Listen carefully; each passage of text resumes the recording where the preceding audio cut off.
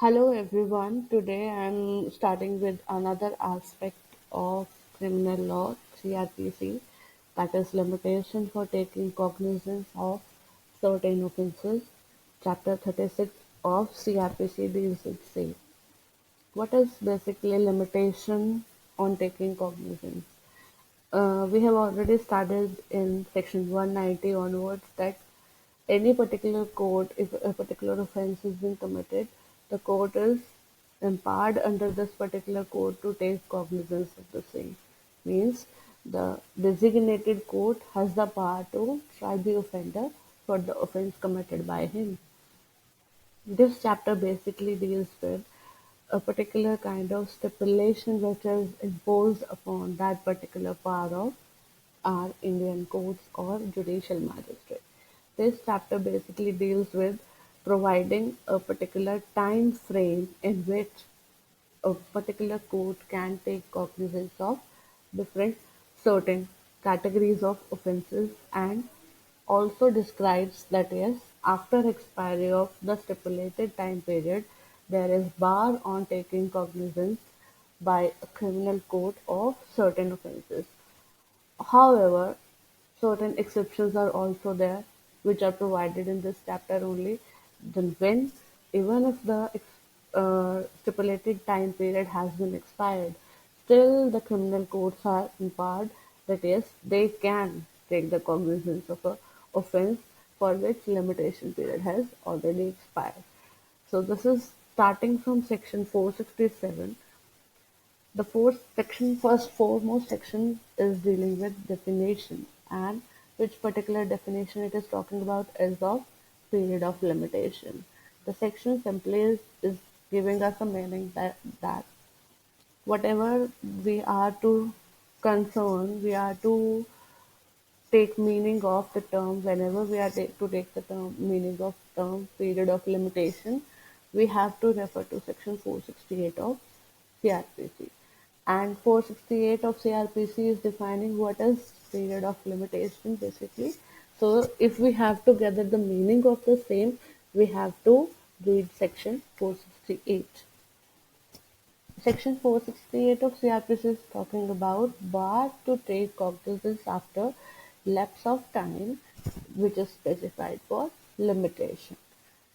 The section first of all generally lays down a basic principle, general principle, that is there is bar on taking cognizance of any particular matter if the specified period of limitation has lapsed. The general principle is if the specified limitation period of a particular offence has lapsed, no court can take cognizance after the expiry of the same. Further, the section also provides us with certain categories of offences and the specified period of limitation for the same. So the categories we can list are: number one is offences which are punishable with fine only. Those offences which are punishable with fine only, for them the maximum period of limitation is of 6 months. Means the court has to take cognizance of such offences within 6 months of its commission or knowledge, as the case may be. Otherwise, then, other offences are offences which are punishable with imprisonment up to 1 year. If an offence is committed for which punishment of maximum 1 year can be imposed, the limitation period is 1 year. Apart from that, if an offence is such for which minimum 1 year of imprisonment and maximum 3 years of imprisonment can be awarded, in that particular case, the limitation period is of 3 years. Further, impliedly, we can deduce from the wording of the section that yes, there is no mention about those offences which are punishable with imprisonment more than 3 years. So impliedly we can deduce from the wording of the section that yes, there is no limitation period for the offences which are punishable with an imprisonment of more than 3 years. The courts are empowered to take cognizance of such offences at any time. Apart from these periods of limitation, one another aspect which the section is talking about is where a person has committed more than one offences and has been charged with the same. in one single trial.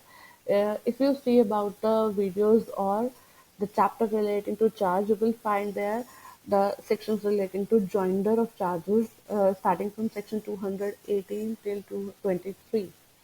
There, the section itself provides that when the person can be charged for a single offense, more than one person can be charged, or the single person can be charged for more than one offenses. Those sections are dealing with such offenses, such areas. This section is also dealing with that aspect only, that where a particular person is charged with more than one offense in a single trial, then the period of limitation will be determined on the basis of the offense for which more, yeah, or most severe punishment can be granted. For example, a person has committed two offenses. One is punishable with imprisonment up to 1 year, and the other one is punishable with imprisonment up to 3 years. In that particular situation, the limitation period would go for the offense which is higher in punishment, that is 3 years. The limitation period would also be of 3 years. Apart from that, section 469, that is the next section, is dealing with commencement of the period of limitation. We have discussed about what is the period of limitation. The next important question is when such periods start running. So generally, the period of limitation for any offence starts running on the date of commission of offence. So the day on which a particular offence has been committed, period of limitation starts running on that very particular day. But suppose an offence has been committed, but it has not been brought to the notice of the police officer, or the aggrieved party is still unaware about the fact that yes, such and such offence has been committed. In that particular situation, the period of limitation will start running on the day when either the aggrieved party or the police officer, whichever is earlier, either the aggrieved party or the police officer gets the knowledge about commission of the offence becomes the day from which the period of limitation starts running. Apart from that, if in a particular situation the identity of the offender is uncertain, either the aggrieved party or the police officer or both are unaware about who is the actual offender in this particular case. In that particular situation, the period of limitation will start running only after the identity of such and such accused person is ascertained by the police officer or the aggrieved party, as the case may be, whichever is earlier. The period of limitation will start running from that day. These are the general provisions provided in this particular section. Apart from this, the section also talks about one stipulation that period of limitation does not apply to certain category of economic offences. Section 2 of the Economic Offences Inapplicability of Limitation Act 1974 talks about general certain categories of offences upon which this limitation period or this chapter of CRPC does not apply. And yes, this is an exception to this.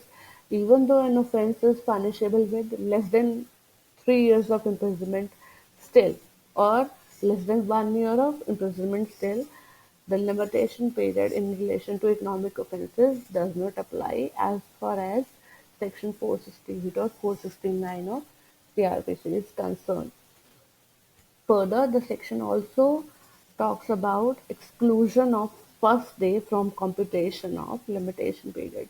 So if we are counting the limitation period of say 6 months, 1 year, 3 year, etc., so the very first day upon which we are to start our limitation period is to be excluded. So if the offence has been committed today, limitation period would start running from tomorrow. If we have got the knowledge of the commission of offence today, limitation period will start running from the next day, that is tomorrow, or as the case may be, if the identity of the offender is revealed today, so the limitation period will start running from tomorrow. So the first day has to be excluded from the computation of limitation period. Apart from that, Section 470 of CRPC is dealing with exclusion of time in certain cases. It's a kind of benefit given to a particular person just because he has to come to the court for justice, and there are certain situations which, because of which he is prevented from coming before a proper court within the stipulated time period. In that particular case, Section 470 provides for exclusion of certain limit of time from the computation of actual limitation period. Means that particular time period would be excluded from computation of actual limitation period, which has been mentioned under Section 470. Section 470 basically is talking about different situations which can be of benefit to a particular person while calculating limitation period in relation to a particular offense. Number one is the period in which the person is prosecuting in good faith in another court, which was actually lacking the proper jurisdiction to try a matter. There can be a situation when a particular person is in very good faith, having taken due care of his rights and proper recourse to the authorities, is been prosecuting in a court which is not having jurisdiction to try that particular matter, but he is prosecuting in that particular court in good faith, not to defy the process of law, but he actually believed that yes, this is the proper court in which I should prosecute for a particular matter. So the time period which he has spent in that court, which was lacking the jurisdiction, would be excluded from computation of limitation period. So, for example, if I say he was prosecuting for an offence which was punishable with an imprisonment of 1 year, and 6 months he has prosecuted in good faith in a court which was not having jurisdiction. So while computing the limitation period of 1 year, those 6 months would be excluded. Apart from that, another category is period of stay on institution of prosecution by an injunction or order. If during a particular time period an injunction or stay by any competent court was operative, because of which the person was not able to institute a case in a criminal court due to that particular injunction or stay. The duration within which such injunction or stay was operated will be excluded from calculation of limitation period. For example, a particular person was to prosecute in a court the case which was a case in relation of offence which was punishable with 3 years, and there was a stay or injunction on the institution of such suit. Though that particular injunction stayed in operation for say 4 months. So while calculating the limitation period, that period of 4 months would be excluded from the actual limitation period. Apart from that, the next category section is talking about is notice of prosecution for an offence to be given. There is a certain category of offences under CRPC only for which a prior sanction or prior consent of government is required, or otherwise notice is to be served to a person that to against you, or we are instituting a particular case in which you are to appear as defendant, or otherwise you are required to appear to prove your defense, and a particular notice is required to be given. In that particular situation, the time period which is taken by a particular authority to respond to that particular notice would be excluded from computation of limitation period. Apart from that, if a previous sanction or consent of government or authority is required for initiation of prosecution, the time limitation would exclude the time period which was taken by the government or authority to grant such consent or sanction. Apart from that, the time period during which the offender is not within the territory of India, means he is absent from India or otherwise has by any means avoided his arrest, that particular period would also be excluded from computation of limitation period. So these are certain categories which are talking about a certain period which has been already spent within the limitation period is liable to be excluded just because the person who is to prosecute is at no fault. So he should be given a fair chance, and he should not lose his right to bring a suit or bring a case before the court just because of the time-bound limit. Section 471 of CRPC talks about exclusion of date on which court is closed. This section basically talks about that there can be a situation when the limitation period ends on the very date when the court is closed. So suppose today is the last day of limitation period and today is Sunday. So the court is closed. In that particular situation, the section says that the next day when the court will resume its work or the court reopens becomes the last day of limitation period. So the court can very well take cognizance on the day when the court reopens. Also, the section says that the court will be deemed to be closed if for certain hours during the normal working hours, even if for limited hours the court was closed, till the court would be counted as closed, and the next day when the court resumes its work would become the final day or last day of limitation period, and cognizance could be taken on that particular day. Next, section 472 talks about a continuing offense. We have already read and studied in IPC also that certain offenses are continuing offenses because, for example, abduction only. These are continuing offenses because these offenses start afresh every moment. A number of acts are required to prove one particular offense, and the offense is such that it will constitute of very different minor of acts included in it, right? So this particular section talks about that yes, if an offence is of continuing nature, the limitation period will start running afresh every moment during which the offence continues. So if I take the example of abduction only, till the abduction is not over, till the offence of abduction is continuing, fresh limitation period would start running from every moment, which impliedly bring us to a conclusion that in a way limitation period also does not apply to continuing offences. It's only when the continuing offences ends, the limitation period would not start afresh but would continue from the last moment.